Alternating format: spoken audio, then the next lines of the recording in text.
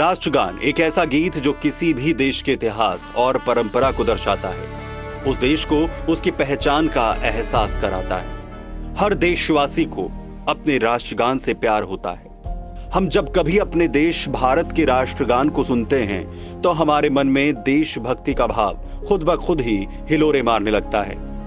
ये तो सभी को मालूम होगा कि देश का राष्ट्रगान रविंद्रनाथ टैगोर ने लिखा था। साल 1911 में सबसे पहले इसे नोबेल पुरस्कार विजेता रविंद्रनाथ टैगोर ने बंगाली भाषा में लिखा था।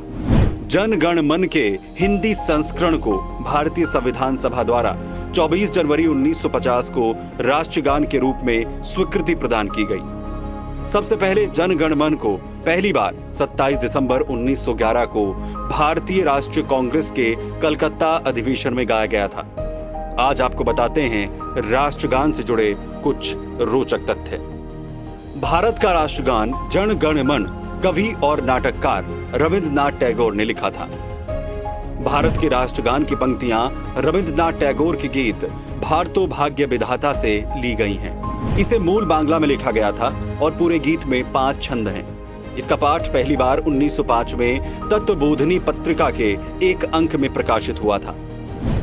1911 में 27 दिसंबर को कलकत्ता में भारतीय राष्ट्रीय कांग्रेस द्वारा आयोजित अधिवेशन पहला स्थान बना जहां गीत सार्वजनिक रूप से गाया गया और टैगोर ने इसे स्वयं गाया था।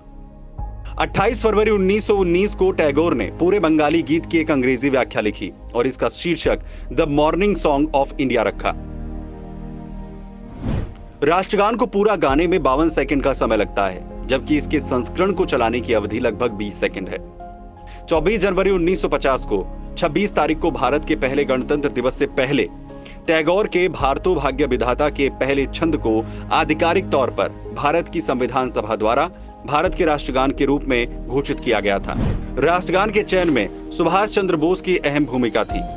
इसके बाद उन्होंने टैगोर के मूल हिंदी और उर्दू शब्दों के साथ गीत का एक और संस्करण, जिसे शुभ सुख चैन कहा जाता है, से रूपांतरित किया। आइए अब आपको बताते हैं कि वंदे मातरम आखिर क्यों राष्ट्रगान नहीं बन सका। दरअसल भारत के राष्ट्रगीत वंदे मातरम को भी राष्ट्रगान बनाने की बात कही जा रही थी, लेकिन उसे राष्ट्रीय गीत बनाया गया, जिसके पीछे यह तर्क दिया गया कि इसकी 4 लाइन ही देश को समर्पित हैं। बाद की लाइनें बंगाली भाषा में हैं और मां दुर्गा की स्तुति की गई है।